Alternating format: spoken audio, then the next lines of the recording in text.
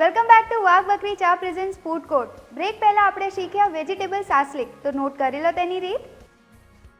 Barbecue sauce 2 ચમચી, butter 1 ચમચી, salary 1 ચમચી, ડુંગળી 1 ચમચી, બદામની કતરણ જરૂર મુજબ, મીઠું સ્વાદ મુજબ, મરી પાવડર ચપટી, લસણ 1 ચમચી, સેફ્રન રાઈસ 1 બાઉલ, લીંબુ અડધો નંગ, બેલ પેપર જરૂર મુજબ.